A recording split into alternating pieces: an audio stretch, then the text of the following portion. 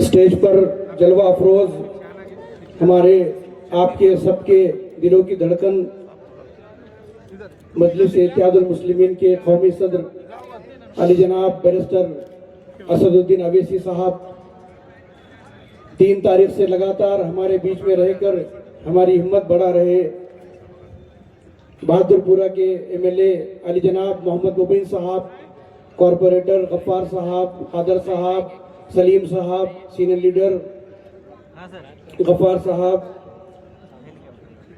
प्रभाग नंबर 11, प्रभाग नंबर 2, प्रभाग नंबर 13, प्रभाग नंबर 12, प्रभाग नंबर 9, प्रभाग नंबर 7, इन सभी के उम्मीदवार और मजलिस की मोहब्बत में, असद साहब की मोहब्बत में आए हुए सामने मेरे गयूर भाइयों बहनों बुजुर्गों दोस्तों, आज हम बल्दिया उज़्मा के यानी कि महापालिका के इलेक्शन में प्रचार के लिए आपके सामने खड़े हैं। मैं आपको ये बताना चाहता हूं कि आज महापालिका का क्या हाल है। एक बीमार महापालिका है। 500 करोड़ से ऊपर का बजट रहने के बावजूद सालाना ये महापालिका ना अपने कर्मचारियों को वक्त पे सैलरी दे पा रही है, ना ये महापालिका हमारे शहर को साफ रख पा रही है, ना ये महापालिका हमारे शहर को बीमारियों से बचा पा रही है, ना ये महापालिका आप लोगों की अच्छे से खिदमत कर रही है। और इन सब से ऊपर महापालिका के जेर निगरानी परभनी शहर में नशे का कारोबार इतने उरूज पर है कि यहाँ पर कुछ इलाके जो बकसरत मुस्लिम इलाके हैं, दलित इलाके हैं, आदिवासी इलाके हैं, वहाँ पर अनाज का और नशा ज्यादा आता है। और आप लोगों को ये समझना पड़ेगा कि इस नशे के कारोबार में, इस लूट के कारोबार में, इस महापालिका को बीमार बनाने के कारोबार में बीजेपी हो, शिंदे हो, अजित पवार हो, कांग्रेस हो, ऑटो हो, सिटी हो या कोई और हो, ये सब मिले हुए हैं। ये लोगों का एक ही मकसद है कि मुसलमानों के वोटों का इस्तेसाल कैसे किया जाए और कैसे मजलिस को रोका जाए। मगर मुझे उम्मीद है और मुझे फख्र है परभनी की बेदार आवाम पर कि वो इनके झांसे में आए बगैर जहां जहां पर भी मजलिस इत्तेहादुल मुस्लिमीन के उम्मीदवार खड़े हुए हैं उनको भारी तादाद से वोट देकर जिताएंगे।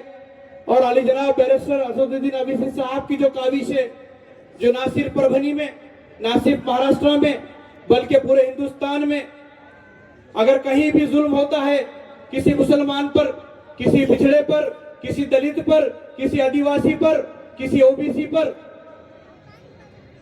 तो मेरा सदर आगे जाकर इंसाफ के लिए लड़ने की कोशिश करता है और लड़ता है। मेरे भाइयों, आप लोगों को यह समझना होगा कि यह कॉरपोरेशन का इलेक्शन सिर्फ दिल्ली का गली का इलेक्शन नहीं है। यहां से रास्ते खुलते हैं मुंबई के लिए, यहां के रास्ते खुलते हैं दिल्ली के लिए। आप तारीख उठाकर देख लिए, यहां पर आज जो भी लीडर आपके सामने आकर एक सरपंच का इलेक्शन लड़ा था कांग्रेस के सिंबल पर, 20 साल पहले, 30 साल पहले नगर पालिका का इलेक्शन लड़ा था, आज वो मंत्री बनकर, आमदार बनकर या आमदार बनने के लिए बीजेपी के पास बैठा हुआ है।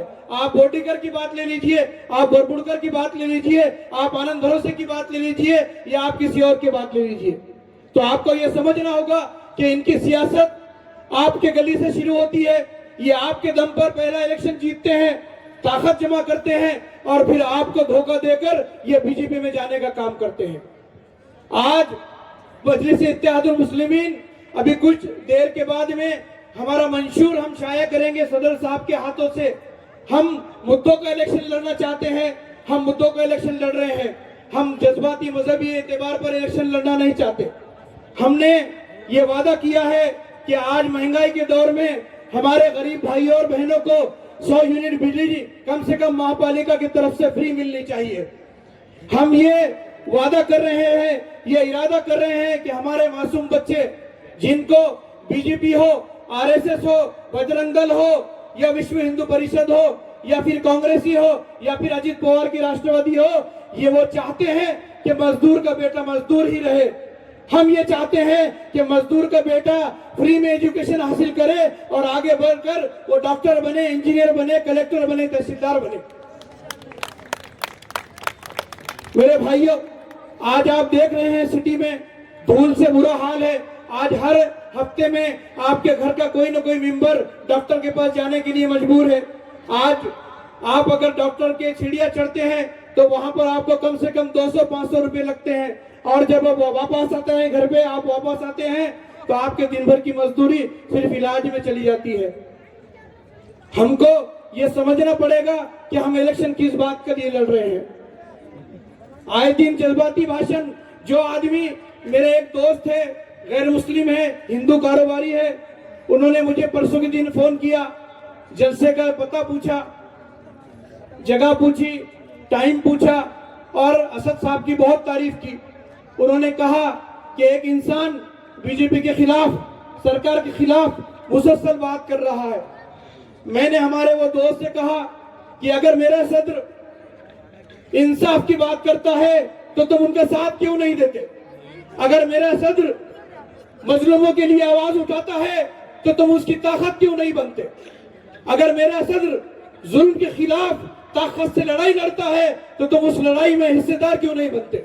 अगर मेरा सदर बीजेपी हो, कांग्रेस हो, राष्ट्रवादी हो या फिर कोई और पार्टी हो, अगर अपने बच्चों के अच्छाई के लिए अगर सियासी लड़ाई लड़ता है तो आप उस लड़ाई का हिस्सा क्यों नहीं बनते? उनकी मुस्कुराहट ये बता रही थी कि वो शर्मिंदा थे, और उनका हौसला ये बता रहा था कि आज नहीं तो कल, कल नहीं तो परसों आप देखना मेरे सदर को ना सिर्फ मुस्लिम, ना सिर्फ दलित, ना सिर्फ ओबीसी, बल्कि हिंदुस्तान का हर वो शहरी जिसको अपनी अच्छाई पसंद हो, जिसको अपनी तरक्की पसंद हो, वो मेरे सदर के साथ आके खड़ा रहेगा इंशाअल्लाह।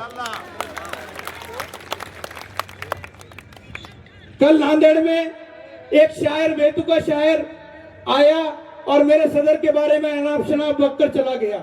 ये वही शायर है जिसने 8 महीना पहले परभनी में 7 लाख रुपए लेकर एक मुशायरे में नाच गाने के लिए शिंदे गट के एक जो साबिका मेंबर के साथ में जाकर उसने मुशायरा किया। आज वो साबिका शिंदे गट का आदमी प्रभाग नंबर 8 से माजूलाला ओबोटा से इलेक्शन लड़ रहा है। नजम पढ़ रहे थे फलस्तीन में जहाद करने की, अचानक बारिश आ गई। बारिश आने के बाद पैर से पैसे उठाए और इंतजामिया कमेटी को बोले कि ऐसे कैसे इंतजाम करते हैं? क्यों? आपके शायरी में आपका जहाद खत्म हो गया पानी आने से। सिर्फ लोगों को फलस्तीन के नाम पे बरगलाना और बाद में कांग्रेस का साथ देना, अजित पवार का साथ देना। उनको कल शर्म तो आई होगी, क्योंकि पिछले बल्दिया उस्मा के इलेक्शन में उन्होंने अशोक चौहान की भर भर की तारीफ की थी वहां पर नांदेड़ में, और आज उनको ये मालूम है कि वो बीजेपी में है। अल्लाह ताला ने सूरह शोरा में शायरों के लिए आयत नंबर 224 से 226 तक कहा है कि शायरों के पीछे जाने वाले लोग गुमराह है, अक्सर लोग गुमराह है, क्योंकि शायर वो है जो बोलता कुछ है और करता कुछ है।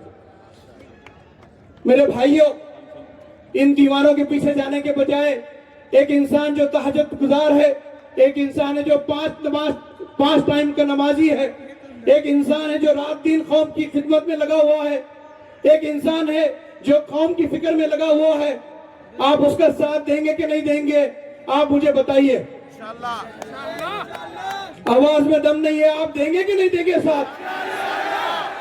सदर साहब की आवाज इतने दूर तक जानी चाहिए कि कांग्रेसियों के कान बहरे होने चाहिए। बताइए, आप इनका साथ देंगे कि नहीं देंगे? आप मत देखिए हमारे मोहम्मद गौस को, मत देखिए हमारे कैंडिडेट्स को, मत देखिए, आप सिर्फ एक ही इंसान को देखिए, वो है हमारे बैरिस्टर असदुद्दीन अवैसी साहब। और जाइए, फजर की नमाज पढ़िए 15 तारीख को, और अपने जमीर के ऊपर हाथ रखिए, अपने दिल के ऊपर हाथ रखिए और 10 सेकंड सोचिए, और जहां पर भी पतंग का निशान दिखे वहां पर दबाते रहिए। इतना दबाइए कि वो मशीन से आवाज आना बंद हो जाए।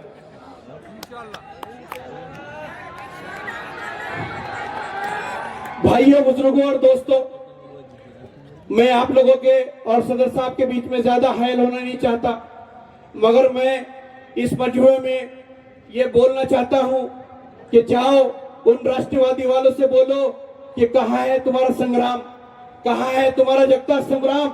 अगर हिम्मत है तो लाओ परभनी उसको प्रचार में, मजलिस उसका मुकाबला करेगी इंशाअल्लाह। कहां पर है वो साबिका कांग्रेस के लीडर जो आज बीजेपी में गए हैं? आज उनकी इतनी हिम्मत भी नहीं है कि वो मुस्लिम एरिया का दौरा करे।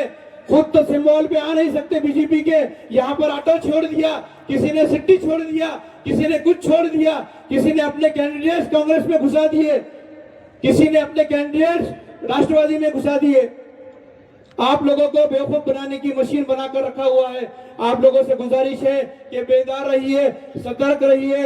आने वाली 15 तारीख हमारे आपके मुस्तकबिल तय करेगी, क्योंकि आने वाले 5 साल दस्तावेजात मांगने वाले 5 साल है। ये लोग आपके वोट तो देंगे और अपने आंखों के घुटनों में जाके बैठ जाएंगे। जब SIR के जरिए आपको दस्तावेजात मांगने का वक्त आएगा तो यकीन जानिए, कोई आए ना आए, रात दिन मजलिस आपके खिदमत में हाजिर रहेगी और आपके दस्तावेजात कंप्लीट करने का काम करेगी इंशाल्लाह। मैं आप लोगों से रुखसत लेने से पहले नारा लगाऊंगा और सदर साहब की हिम्मत अफजाई करने के लिए आपसे गुजारिश करूंगा। मैं प्रचार में नारा लगाना चाहता हूं कि भाइयों, वोट दो भाई, वोट दो, वोट दो भाई, वोट दो, वोट दो भाई, वोट दो। नारे तकबीर, नारे तकबीर। बहुत बहुत शुक्रिया। अस्सलाम वालेकुम।